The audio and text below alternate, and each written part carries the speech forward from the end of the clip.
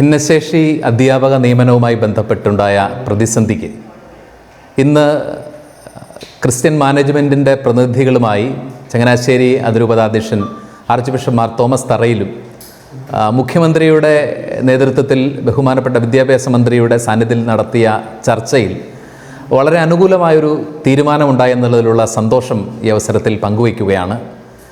സർക്കാരിന് ഒരു ഉത്തരവിലൂടെ പരിഹരിക്കാൻ കഴിയുന്ന വിഷയമാണ്. അത് അനാവശ്യ വിവാദങ്ങളിലൂടെ വലിച്ചിഴയ്ക്കുകയും അതിനെ വിവാദമാക്കുകയും ചെയ്തു എന്നുള്ളതായിരുന്നു കത്തോലിക്ക മാനേജ്മെൻറ്റുകളുടെ, ക്രിസ്ത്യൻ മാനേജ്മെൻറ്റുകൾ ഈ വിഷയത്തിൽ ആരംഭം മുതൽ സ്വീകരിച്ചിരുന്ന നിലപാട്. നമ്മുടെ ജനാധിപത്യ പ്രക്രിയയിൽ, സംവിധാനത്തിൽ തുറന്ന ചർച്ചകൾക്കും ആശയവിനിമയങ്ങൾക്കും ചിലപ്പോൾ പ്രതിഷേധങ്ങൾക്കും കൃത്യമായൊരു സ്ഥാനമുണ്ട് എന്ന് ഉറപ്പിക്കുന്ന ഒരു കാര്യമാണ് ഇപ്പോൾ സംഭവിച്ചിരിക്കുന്നത്.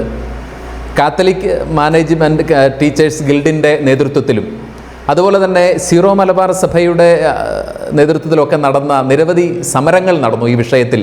അധ്യാപകർക്ക് നീതി ഉറപ്പാക്കണമെന്ന് പറഞ്ഞ് 16,000-ഓളം അധ്യാപകരും അവരുടെ കുടുംബാംഗങ്ങൾ ഉൾപ്പെടുന്ന ഏകദേശം ഒരു 50,000-ഓളം ആളുകളാണ് 2021 മുതൽ ശമ്പളം ലഭിക്കാതെ പണിയെടുക്കുകയും പലരും ഇതിനുള്ള വണ്ടിക്കൂലി പോലും ലഭിക്കുന്നതിന് വേണ്ടി മറ്റ് തൊഴിലുകൾ ഏർപ്പെടുകയും ചെയ്യേണ്ടി വന്നിട്ടുണ്ട്. ഈ ഒരു അധ്യാപക സമൂഹത്തിൻ്റെ ദൈന്യത, വളരെ മഹത്വമുള്ള അധ്യാപക വൃത്തിയിൽ ഏർപ്പെടുന്നവർ നേരിടേണ്ടി വന്ന ഈ ഒരു ദുരവസ്ഥ ഗവൺമെൻറ്റിൻ്റെ ശ്രദ്ധയിൽപ്പെടുത്തുന്നതിന് പ്രതിഷേധ സമരങ്ങൾ നടന്നു. സീറോ മലബാർ സഭയുടെ major archbishop Mar Raphael Thattil പിതാവ് മുഖ്യമന്ത്രിക്ക് ഈ വിഷയത്തിൽ സത്വരമായ ഒരു ഇടപെടൽ ഉണ്ടാവണമെന്ന് ആവശ്യപ്പെട്ട് കത്തയച്ചു. KCBCയുടെ president major archbishop Mar Baselios Cleemis പിതാവ് മുഖ്യമന്ത്രിയുമായി ചർച്ച നടത്തി. ചങ്ങനാശ്ശേരിയുടെ അതിരൂപതാധ്യക്ഷൻ ആർച്ച് ബിഷപ്പ് മാർ തോമസ് തറയിൽ വിദ്യാഭ്യാസ മന്ത്രിയോട് ഈ വിഷയത്തിൽ ചർച്ച നടത്തി.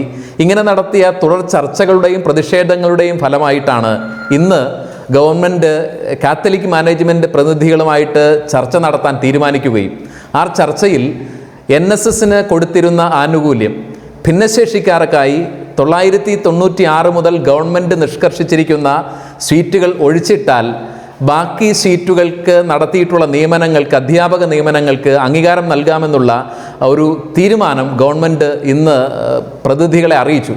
ഇത് വളരെ ആശ്വാസകരമായ കാര്യമാണ്. വൈകിയാണെങ്കിലും ഒരു വലിയ സമൂഹത്തിന്, നീതി നിഷേധിക്കപ്പെട്ടിരുന്ന ഒരു വലിയ സമൂഹത്തിന് നീതി കിട്ടി എന്നുള്ളത് ആശ്വാസകരമാണ്. നമ്മൾ സാധാരണ പറയാറുണ്ട്, വൈകി കിട്ടുന്ന നീതി നിഷേധിക്കപ്പെടുന്ന നീതിക്ക് തുല്യമാണ് എന്ന് നമ്മൾ പറയാറുണ്ടെങ്കിലും ഈ നീതി നിഷേധം ഒരുപക്ഷെ ഗവൺമെൻറ്റിന് വളരെ എളുപ്പത്തിൽ പരിഹരിക്കാമായിരുന്ന ഒരു വിഷയത്തെ ഒരുപക്ഷെ അനാവശ്യ വാഗ്വാദങ്ങളിലോ ചർച്ചകളിലേക്കൊക്കെ കൊണ്ടുപോയെങ്കിലും ഇത് ഇപ്പോൾ പരിഹരിക്കാൻ തയ്യാറായതിന് ജനാധിപത്യ പ്രക്രിയയിലെ സംവാദങ്ങൾക്കും പ്രതിഷേധങ്ങൾക്കും നിവേദനങ്ങൾക്കുമുള്ള വലിയ സാങ്കത്യം ഈ ഗവൺമെൻറ് അംഗീകരിച്ചതിന് സീറോ മലബാർ സഭയുടെ പേരിലുള്ള സന്തോഷം, major archbishop Mar Raphael Thattil പിതാവിൻ്റെ നേതൃത്വത്തിലുള്ള പേരിലുള്ള സന്തോഷം ഈ അവസരത്തിൽ ഗവൺമെൻറ്റിനെ, ഏറ്റവും പ്രത്യേകമായി ബഹുമാന്യനായ ഈ ചർച്ചയ്ക്ക് നേതൃത്വം നൽകിയ ബഹുമാന്യനായ മുഖ്യമന്ത്രിയും വിദ്യാഭ്യാസ മന്ത്രിയും മറ്റ് രാഷ്ട്രീയ നേതാക്കന്മാരെല്ലാവരെയും ഈ അവസരത്തിൽ അറിയിക്കാൻ ആഗ്രഹിക്കുകയാണ്.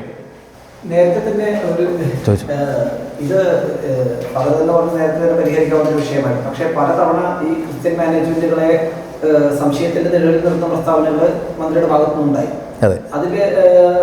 അതിൽ ആദ്യം നീതി പിൻവലിക്കണമെന്ന് ആവശ്യപ്പെടുന്നുണ്ടോ? നമ്മളെ സംബന്ധിച്ച് പ്രസ്താവനകൾ പിൻവലിക്കുന്നതിനുപരി നീതി നടപ്പാകുക എന്നുള്ളതായിരുന്നു. കാരണം ഇത് ഒരുപാട് മനുഷ്യരുടെ, ക്രൈസ്തവർ മാത്രമല്ല, വിവിധ മതത്തിൽപ്പെട്ട ആളുകൾ ജോലിയില്ലാതെ, ശമ്പളമില്ലാതെ ജോലി ചെയ്യുന്ന മനുഷ്യരുണ്ട്. അവരുടെയും കുടുംബങ്ങളുടെയും ഒരു ദൈന്യത ഗവൺമെൻറ്റിൻ്റെ ശ്രദ്ധയിൽപ്പെടുത്തുക, അവരനുഭവിക്കുന്ന നീതി നിഷേധത്തെക്കുറിച്ച് സർക്കാരിനെ ബോധ്യപ്പെടുത്തുക എന്നുള്ളതായിരുന്നു നമ്മുടെ ലക്ഷ്യം. ആ ലക്ഷ്യം സാധിച്ചതുകൊണ്ട് തന്നെ നമ്മൾ വളരെ സന്തോഷമുണ്ട്. സർക്കാരിനോടുള്ള സമ്മർദ്ദതന്ത്രമല്ല എന്ന് ഗവൺമെൻറ് തിരിച്ചറിഞ്ഞു എന്നുള്ളതാണ് ഇവിടെ ആശ്വാസകരം. ഇലക്ഷൻ അടുക്കുമ്പോൾ ഉള്ള സമ്മർദ്ദതന്ത്രമാണ്, രാഷ്ട്രീയ പ്രേരിതമാണെന്നൊക്കെയുള്ള ചില പ്രസ്താവനകൾ വന്നെങ്കിലും ഈ ഒരു ശുഭകരമായ തുറന്ന തീരുമാനം തെളിയിക്കുന്നത് തന്നെ ഗവൺമെൻറ്റിന് ക്രൈസ്തവ മാനേജ്മെൻറ്റുകളുടെ നിലപാടിലുള്ള തെറ്റിദ്ധാരണ മാറി എന്നുള്ളതാണ്. അത് ആശ്വാസകരമാണ്. സാങ്കേതികത്വം എങ്ങനെയാണ്? നേരത്തെ അഫിഡവിറ്റ് സഭ കൊടുത്തിട്ടുണ്ടല്ലോ, തീർച്ചയായിട്ടും കൺസോർഷ്യം കൊടുത്തിട്ടുണ്ടല്ലോ. അപ്പോൾ ക്രിസ്ത്യൻ മാനേജ്മെന്റ് കൺസോർഷ്യം കൊടുത്ത അഫിഡവിറ്റ് മതിയില്ല, ഇനിയിപ്പോൾ ബാക്കിയെല്ലാം ഈ ഉത്തരവ് വരുന്നതുകൊണ്ട് പരിഹരിക്കപ്പെടുമല്ലോ. ഇന്ന് വിദ്യാഭ്യാസ മന്ത്രിയുടെ പ്രസ്താവനയിൽ ഈ വിഷയം സുപ്രീം കോടതിയിൽ എത്തിയിട്ടുണ്ട്.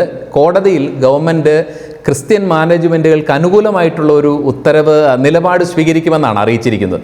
അപ്പോൾ ആ ഒരു നിലപാട് ഗവൺമെൻറ് പോസിറ്റീവായൊരു നിലപാട് എടുക്കുമ്പോൾ പിന്നീട് മറ്റ് കാര്യങ്ങളെല്ലാം നിയമനത്തിന് ബന്ധപ്പെട്ട കാര്യങ്ങളെല്ലാം വളരെ ഭംഗിയായി ക്രമീകരിക്കപ്പെടുമെന്നുള്ളതാണ് ഈ വിഷയത്തിൽ നമ്മുടെ പ്രതീക്ഷയുള്ളത്.